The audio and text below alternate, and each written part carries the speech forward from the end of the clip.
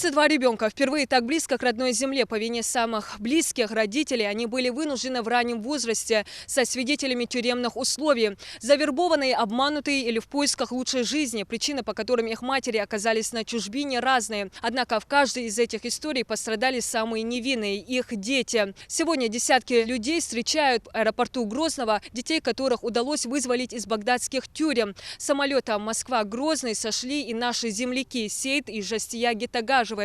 Тяжелую участь им пришлось испытать по вине родной матери и бабушки, которые до сих пор находятся в заключении в Ираке. В зале прилета в ожидании первой встречи с правнуками Алаудин Садакиев, прадед по материнской линии. 10 человек из его семьи в один момент покинули родную страну и примкнули к запрещенным группировкам. Это 2 дочери, сын, сноха и 6 внучек. Сын и 1 внучка погибли в Сирии, остальных не видел уже 6 лет. Вот так 6 лет уже страдают, понимаешь, нервы не остались. Сегодня дети привезут, хоть настроение поднялось, большой радости. Дома встречают их, везде шарики повесили, чтобы дети, чтобы обрадовать им. Куклы, машинки, машины, все сделали. Детей сопровождают прабабушка и тетя, которые встретили их еще с Багдада в Москве. До первой встречи с родственниками у Зейта и Жастии остаются доли секунды.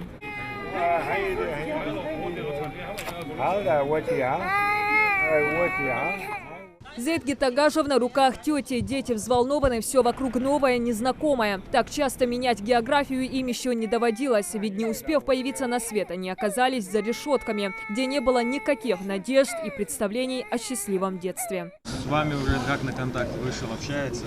Да, они привыкли уже.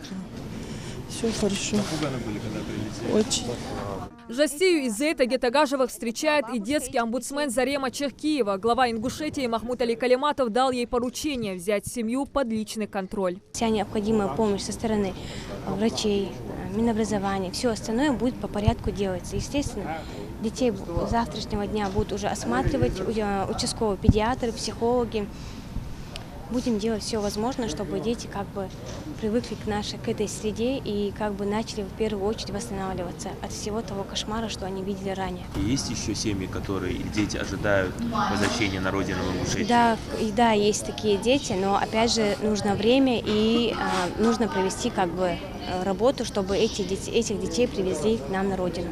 Матери детей Лейле Гетагажевой было 12 лет, когда она оказалась в Сирии. Туда ее вывезла собственная мать, бабушка детей Марьям Садакиева. Там же девочка вышла замуж за ингуша, родила детей. Сейчас Жастии 5 лет, а Зейту 3 года. Мальчик родился в тюрьме Ирака. Мама продолжает отбывать срок вместе с остальными родными. Мы плакали первую ночь, вообще не спали.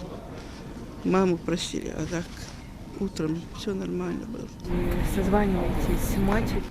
Я была с ней на связи тогда, а сейчас уже 4 месяца, как связи нету. А дети с матерью были? Были. Ага. А сейчас им дадут общаться по видео или по... Нет, конечно, ей даже не дают на связь выходить, а детей тем более. Но я надеюсь, что ее вернутся. Мать детей в Сирии оказалась, будучи несовершеннолетней, когда сама мало что знала о жизни. В общем, стала жертвой несознательности ее родной матери Марьям Садакиевой. Возможность ее возвращения на родину еще рассматривается. На сегодняшний день ей еще не исполнилось 18, но она находится в тюрьме. И поэтому на протяжении 5 лет она находится там. Как только будет возможность ее оттуда вывести, естественно, мы соединим мать и детей.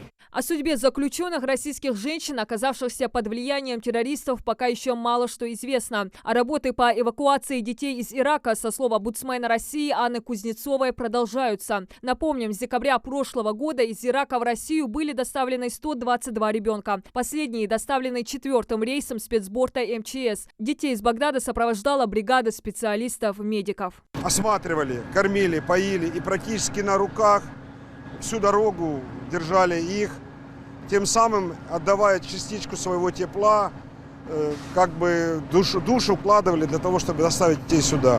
Уже по прилету в страну были доставлены на обследование в Национальный медцентр. Истории всех детей похожие. Практически все родились за границей страны. Их матери – гражданки России, приговоренные к тюремному заключению за участие в террористических организациях. Прежде чем вывести детей из Ирака, пришлось доказать, что они являются родственниками российских граждан. Проводили забор ДНК, материал передавали в Россию. После анализов находили родственников детей, которые в последующем оформляли опеку. МИД РФ в сотрудничестве с иракскими партнерами продолжит поиск российских детей на территории Ирака. Очень важная часть работы – поиск опекунов, поиск родственников, идентификация родственников и оформление на них опеки. Ни один из детей, 122, которых мы привезли за это время, не оказался в сиротском учреждении. Все дома. Российские дети находятся и на территории Сирии. Их около 150. 49 уже прошли тест ДНК. На них готовят документы для перелета в Россию. Ну а спасенные Жасия и Зейд Гитагажевы теперь будут жить с прадедушкой и прабабушкой в Малгобеке.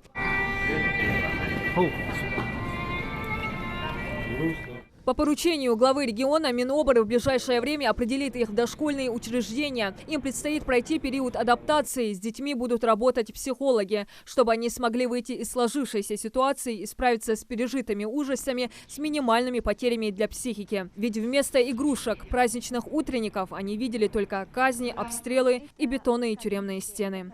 Воспитывать буду, пока я жива. Диана Дударова, Адам Далаков. Новости 24.